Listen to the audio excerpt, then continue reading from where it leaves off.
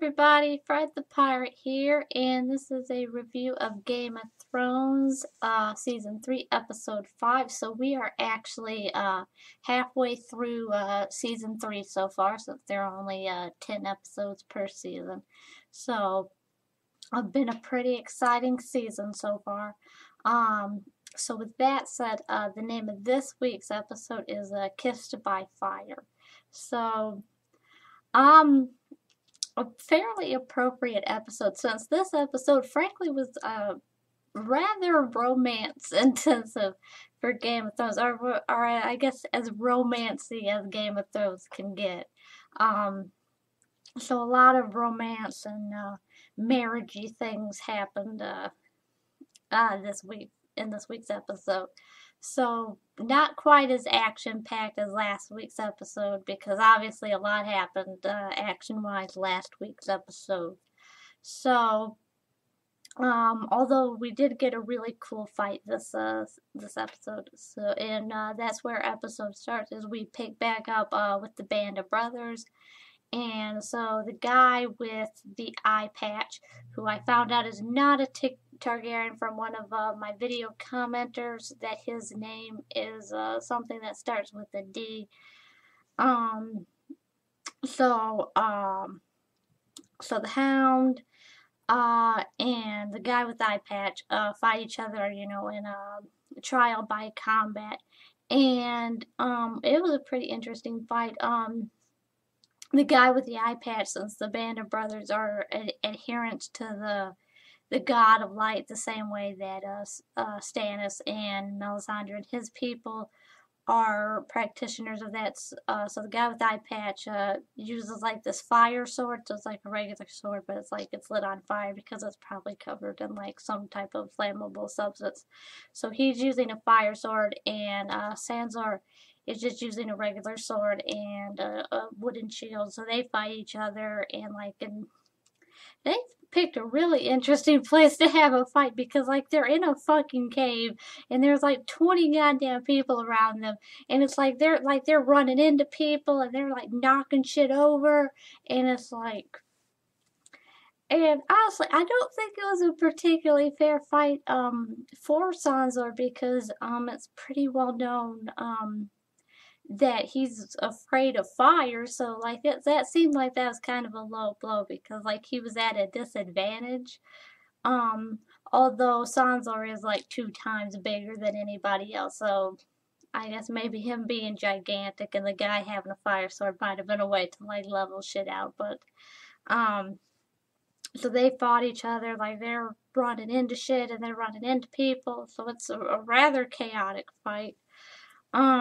And there was a couple times where it looked like Caesar was, on the ropes, but eventually he ends up prevailing, and he ends up cutting the guy with the eye patch in half, not nearly in half, but down the shoulder up until his guts. And so he wins the trial by combat, and so they let him go free. And the guy who picked up Arya and Gendry, he actually uses some magic powers to revive the guy with the eye patch, and we find out later on in the episode when they're talking with Arya that the eye patch guy and the other guy, that the other guy has revived the eye patch guy by talking to the Lord of Light 6 times, and they go through the amount of times that has done, and they covered that a little later in the episode. So that was interesting, but they let Sansa go, and Arya's really pissed about that, and she grabs this knife and she's about to fucking stab him, but they grab her, and so she's kind of pissed about that. So, and obviously the Hound is on Arya's hit list, so I figure Sansa might have gotten off today, but Arya's gonna get him someday. He's on her. He is on her hit list. So, and that was interesting. So, so that was a pretty interesting fight. After that, we cut to, I believe, we cut to Robb. Or no, we didn't cut to Robb. think, honestly, I think after that we go to up north and we're up at the wall. And so we have John talking to the red-haired bearded guy in the warg, and there's a Ygritte. So they're asking John information about the Night's Watch and all their men, and about where they're stationed. And he says that they're stationed in 3 castles, although they have 19 total. And so they're stationed at Castle Black, the East Watch, and then I think he says the Tower and the Shadows. And so they ask him, well, how many men do the Night's Watch have at Castle Black? And he says 1,000. And it's like, and everybody knows it's bullshit, but like John's sticking to that. So then after that happens, Ygritte steals John's sword as a way of luring him into a cave, and nothing sinister happens. But John and Ygritte hook up. So, and that's kind of been hinted at. So they finally do that, and that's what happens with them. So they got their romancy moment, and then I think and as far as so that happened pretty much is what happens in the north. Um so we go to King's Landing, and a couple things happened in King's Landing, and this isn't in any particular order, but this is just what happens there. First we have Tyrion meeting with the Queen of Thorns to talk about the wedding, and he's mentioning that, the wedding that's being planned between Marjorie and Joffrey is being described as extravagant. So he's kind of trying to hint at that, but he says flat out, because they're at war, maybe they should cut shit back. And the Queen of Thorns responds with the fact that, the having a royal wedding would be a very good distraction for the people, because she mentions that, the people hunger for more than food. And this is after she mentions like all the shit the Tyrells have done for the capital and for the crown, after Tyrion mentions that maybe we should cut back on funds. And she's like, my family's given, the crown a whole bunch of shit. And so she mentions that, after that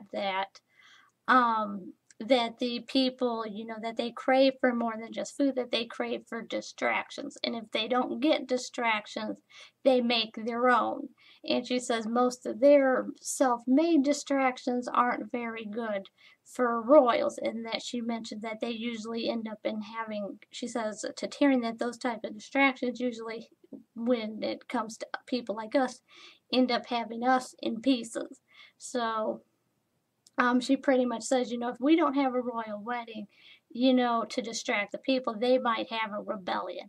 And she's mentioned, I think how that works, since obviously I don't think it was any small secret that, that the capital was almost in an uproar because of the shit Joffrey and Cersei did. So it's like, honestly, I think if Tyrion wouldn't have came through in defending the capital, that the capital would have been dealing with a rebellion, like right there. Like they wouldn't have to care about Stannis or about Robb, because like they'd be dealing with with people right there rebelling. So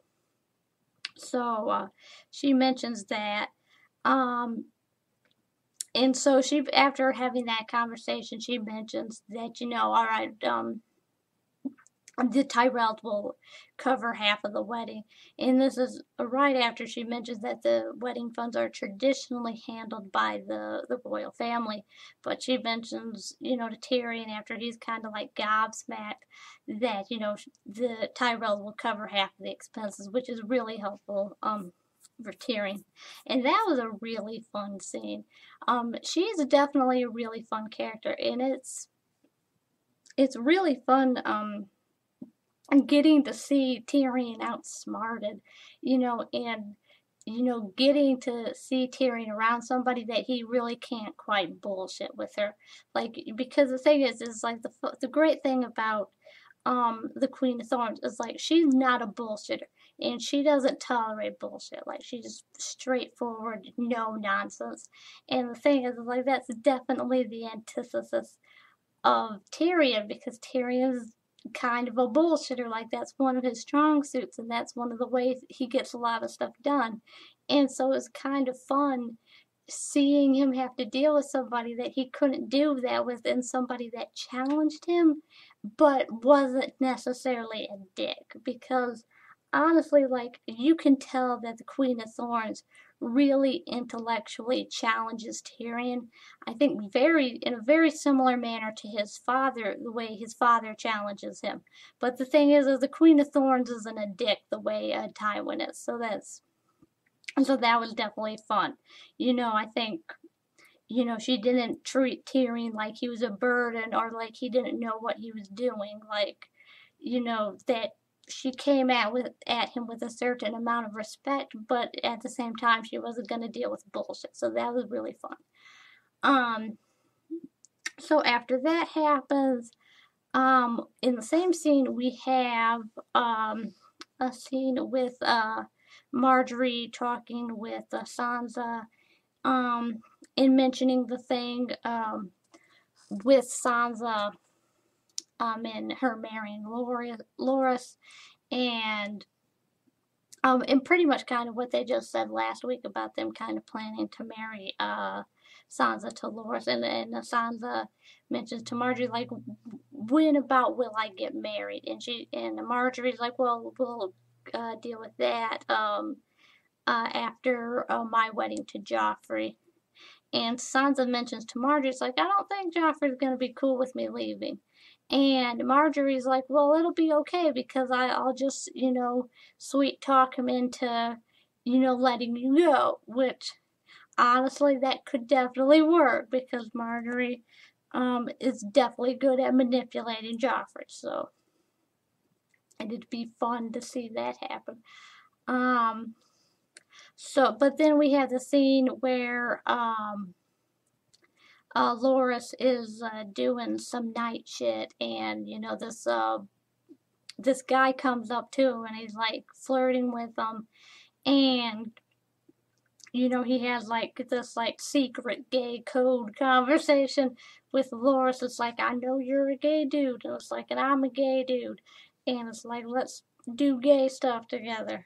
And so we cut to like a second later where Loras is sleeping with this guy, and the guy and Loras mentions to him that he's gonna be married soon and that his betrothed doesn't know anything, which he's talking about Sansa, and Sansa doesn't, which is like, it's weird that Sansa doesn't know that Loras is gay because like everybody knows Loras is gay, like, and it's like, I mean, she's had to have heard something. Like, I'm kind of surprised that like Shay hasn't had a conversation with Sansa about Loras. Like, and it's like he's in the stuff. Like, I mean, honestly, I could appreciate Sansa and Loras being together if Sansa was aware of the fact that he was gay and was just like, I'm gonna marry him anyways because, I want to get the fuck out of here. So it's like I don't care what you do. I just want to get the fuck out of here and make sure you're not an asshole, and I'll give you some babies, and it's like, it's cool. Like I would be okay with that. Like I would be cool with that if she had a relationship with Loras the way Marjorie had a relationship with Renly. Like, because Marjorie knew Renly was gay. Like, and she was okay with that. But like the thing with Sansa doesn't. And it's like it would be one thing if she was aware that Loras was gay and was okay with it and wanted to be married to him anyway, but like she doesn't. And so that was certainly pretty interesting. So the one guy's talking to him, and it turns out that the guy that was with Loras is actually one of Varys' spies. And the reason why one of Varys' spies is doing anything with Loras is because earlier in the episode, Cersei talks to Varys, and she's like, I want you to use one of your spies to figure out what the Tyrells are up to, because I know they're up to shit, but I need some proof so I can go back to my dad, because like he likes facts. So I need you to figure out what you're doing. And she's like, if you do this, you will be repaid handsomely. And she mentions, if you she mentions to Varys that the Lannisters are as good as people, who help them out, or as they are awful to people who betray them. So I think there was kind of both a promise and a threat in that statement, which is mentioned like, if you help us out, you'll get handsomely rewarded. But if I find out that you fucked us over, like, I'm gonna fuck you over. So a very interesting bribe threat there. Um, so anyways, Varys uses his spy, and his spy gets information from Loras. And so right after Varys's spy tells Varys about him trying about Loras and the Tyrells planning to marry off Sansa to Loras, that Peter Baelish goes up to Sansa, and we see them having a conversation. And so he's sweet talking her, and he mentions that he has a ship, and he says it's not the awesomest ship, but it's okay. And he says, I wish I had some more ships. And he makes a statement that once somebody gets something, they want something else. And I think that's probably his way of subtly saying, it's like, I know you're going to be with Loras, but it's like, you might want something else after you get Loras, because that's how people are. And Sansa's talking to Peter Baelish, and he's like, if you want to come with me, like, I can leave soon. And Sansa's like, I'd rather wait stuff out, because I don't want you to get into any danger. So she's subtly trying to let him down easy. And so he says, I'm always so he says, all right. And he's like, I'm touched that you're concerned for my safety, and so he tells her that I'm always your friend, and I'm like your one true friend, which is like, we know that's bullshit.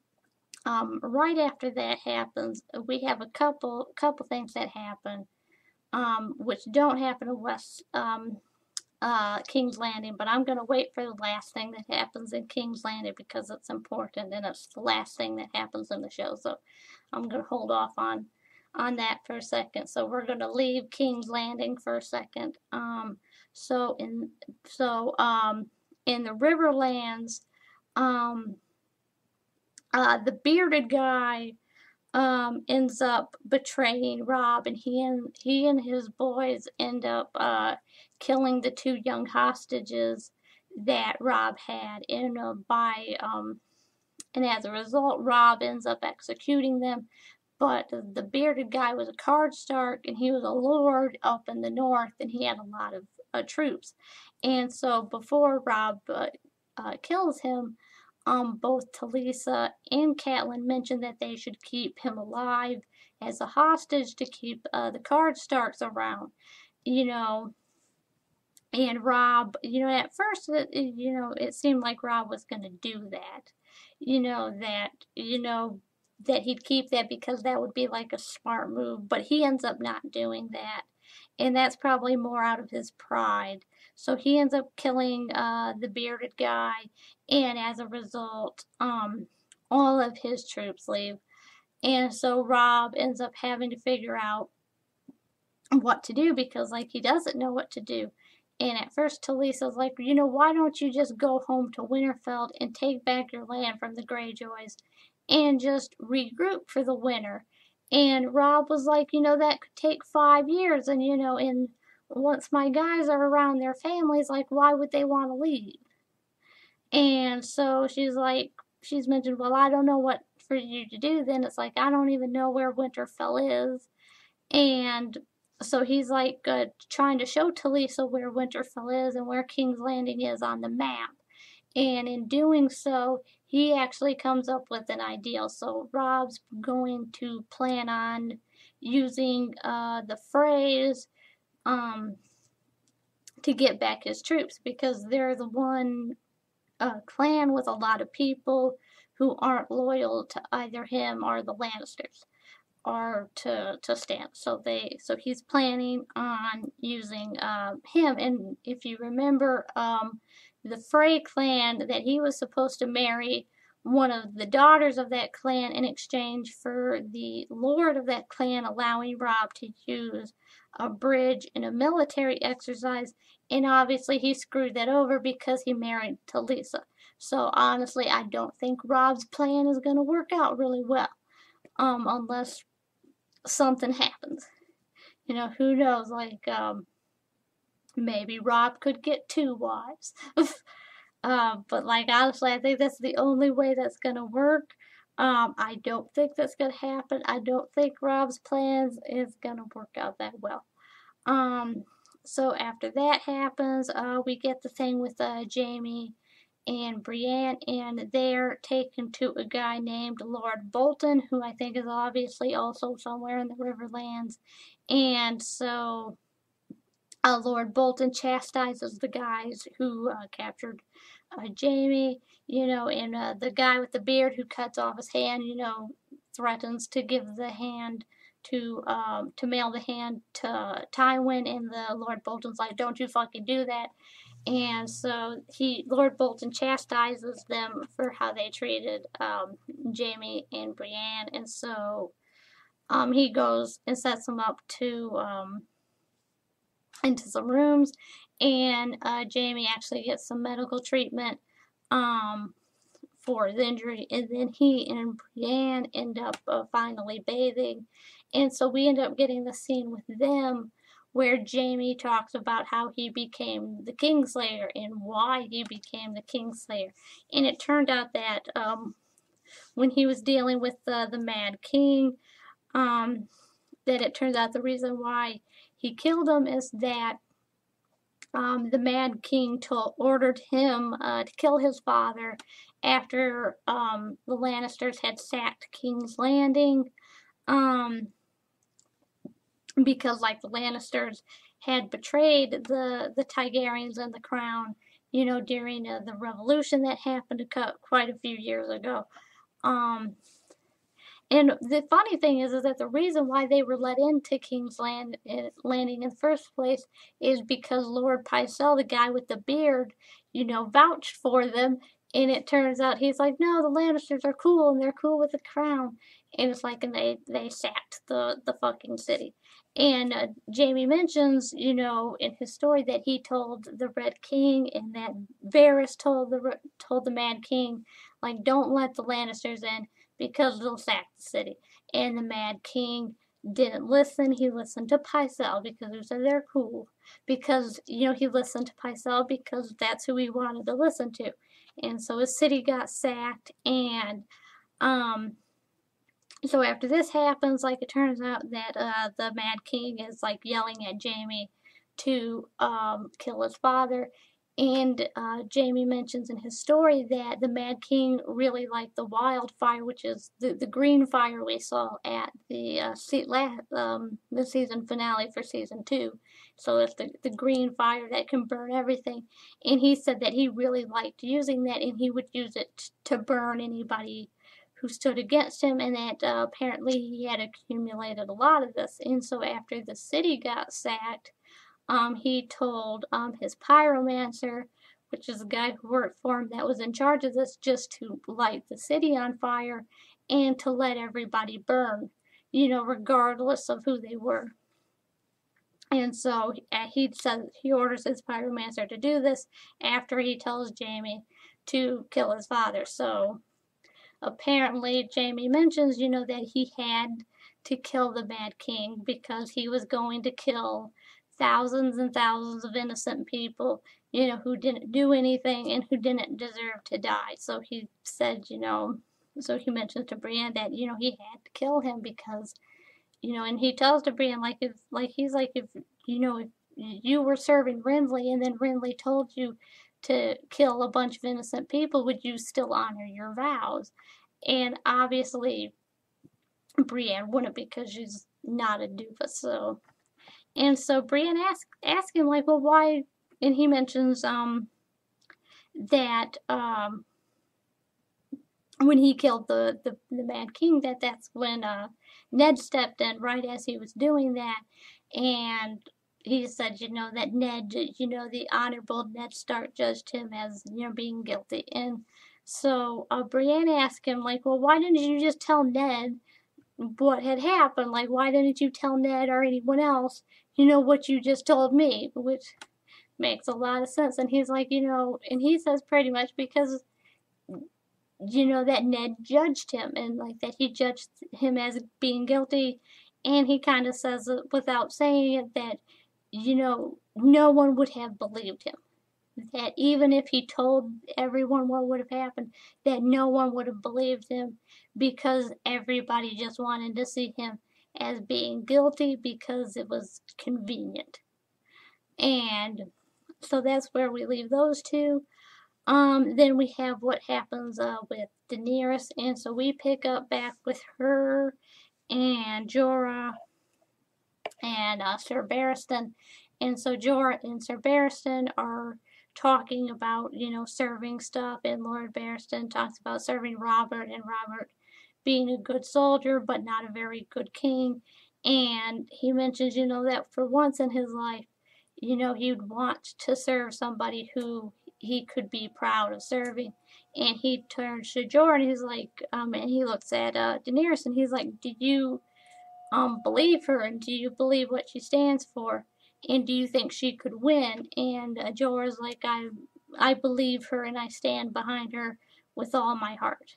And so Barristan's talking to Jorah, and he's kind of like, she needs an advisor or somebody, to help her along. And he mentions that when they get to to Westeros, that that Jorah's reputation as a slaver, might kind of hurt Daenerys' cause. And Jorah's like, you're kind of just a wanderer like the rest of us, to Lord Barristan, and you just kind of came here. And it's like, he's like, in all due respect, I don't take orders from you, I take orders from Daenerys. And so, like, and he's pretty much telling Sir Barristan, like, I'm gonna do what I want. And we also have this thing with Daenerys where she gathers up some of the officers of the Unsullied, and she told them to go find officers and commanders amongst themselves, which they did. And they find a leader amongst themselves. And so she tells the leader of the Unsullied, to take off his helmet, which he does. And, he's like this young guy. He looks like he's like 19 or 20. And so she asked him what his name is, and he says that his name is Grey Worm. And Daenerys's translator slave girl mentions that the Unsullied, when they're bought and they become Unsullied, that they're named after vermin. And so this bothers Daenerys, and so she tells them, you can pick your own names now that you're free, and you can pick names that make you proud. And it's just like, you can choose the name that your parents gave you or your own, but it's like, you don't have to be named after vermin. And the commander of the Unsullied mentions, I'm gonna keep the name Grey Worm, because he says, it's a lucky name, because he says the name that my parents gave me was cursed, because that's the name I had when I became a slave. But he mentions the name Grey Worm is the name I got when I became free. So I'm going to keep that name. And you can tell that Daenerys is really touched by that. So that's what happens with Dany. And so that was pretty interesting. Definitely not as action-packed as what happened last week. So at the very end of the episode, we're back at King's Landing, and we're at a small council meeting between and really it's kind of just a small council meeting of the Lannisters, because we have Tywin and Cersei and Tyrion. And so it turns out that uh, the the Lannisters through Baelish know what the Tyrells are planning with Sansa and with the marriage of Loras, and they mention this can't happen because, and at first, like, Tyrion's not really sure why this is an issue, and Tywin's like, this is an issue because Sansa is the key to the North. And Tyrion, surprised by that, is like, I thought Robb was. And Tyrion's like, no, it's like, Robb's about to lose a damn war. And he's kind of implied like Robb's gonna die soon because, he's losing. Or at least that's what Tywin assumes is gonna happen. And I mean, and if he loses the war, he's certainly gonna be dead. So I think as far as Tywin's concerned, Robb's as good as dead. He mentions that the Greyjoys killed Bran and Rickon, and obviously since they don't know where Arya is, that leaves Sansa. So Sansa is going to be the heir to the North because all of her siblings are either missing, dead, or about to be dead. And honestly, I'm kind of glad that the TV show has people assuming that Robb and Bran are dead, even though obviously we know they're not. But the thing is now I don't know a lot of what happens in the book, but I know in the book that the rest of the world assumes that that Bran and Rickon die when Winterfell is sacked. And that's why Catelyn releases Jaime and Brienne to go to King's Landing, because Catelyn assumes that when she releases Jaime that her children are dead. And in the show they sack Winterfell, but they make it look like that the boys could either be alive or dead. And that makes what Catelyn does not make a whole lot of sense. And so I'm kind of glad that the show's not being mamby-pamby about this, and they're kind of going with the book, even though what they did in the second season has caused a whole bunch of shenanigans. So that's definitely awesome. So Tywin mentions this is why Sansa's significant, that she's, the heir to Winterfell, and the heir to the North, and and they can't have the Tyrells getting her, that the Lannisters need to keep Sansa. And so Tywin mentions that, this plot with the Tyrells and Sansa needs to be killed, and he mentions the way that they're going to kill that is by having Tyrion marry Sansa. And Tyrion is very opposed to this because he's like, this is just completely unfair to her. Like, he mentions that Joffrey's terrorized her the whole time she's been here, and he's pretty much like, isn't it bad enough that we have her as a political prisoner? It's like, do you really need to marry her? To me, like, why can't you just let her go? And and he's like really shocked by this, and he's trying to fight this, and Tyrion and Tywin's like, you're not gonna fight it, you're gonna marry her. You don't need to care if she's happy or whatever. You're gonna marry her, and it's like, you should be glad you're marrying her, because like, this is more than you deserve. And I think, and Tywin mentions like, it's about time you got married, and Tyrion like angrily yells back at him, it's like, I was married once before and you know it. And and Tywin's like, yeah, I don't want to remember that. And so and Cersei's over there looking real smug, and then Tywin turns around and drops the bomb on Cersei, and he's like, you're going to marry Loras. And she's like, what the hell? And she's like, don't make me do this. And he's like, no, it's like, you're young, you're still fertile, you can have a couple more children. It's like, you need to get remarried. And she's like, don't make me do this. It's like, I'm not a whore and I'm not like a brooding thing. And he's like, I don't care. And Tywin's like, you're going to do what you're told. And I don't care because you're my daughter. And he says, another reason why you're going to do this is so that people will shut up about the rumors, which aren't rumors, about her and Jaime. And he pretty much tells to both Tyrion and Cersei that he's disappointed in them and that the both of them have besmirched the Lannister name for long enough, and he's kind of done with putting up with their bullshit because both of them are just thorns in his side. And so he leaves the room, and we're left with both Cersei and Tyrion sitting at the table, moping in the dark together. And that is where this week's episode ends. And certainly a very interesting episode. So, I'm definitely looking forward. Oh, but before that happens, and I almost forgot, we get to see Stannis. And we get to meet Stannis' wife and his daughter. And Stannis' wife is really creepy, and like she keeps like her stillborn babies in these big glass jars, and it's really creepy.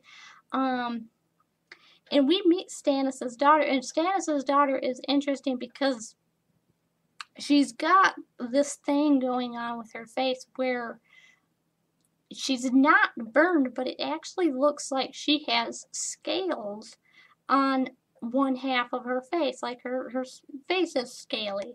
And like I don't know if it's because like she has like a normal human disease, because I know there's like a lot of like normal for real diseases that can do some really interesting stuff to people's faces, or if like she had like a magic disease that exists in the story, but like her face is scaly.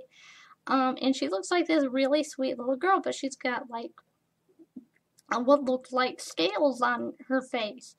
And when we meet her, like it literally looks like she's locked away in this tower, and like she's just in this room, and I think she's locked in it because I think there's like bars on the door, and like I think there was like a big fucking padlock on this. And so like his daughter like is literally locked in a room somewhere.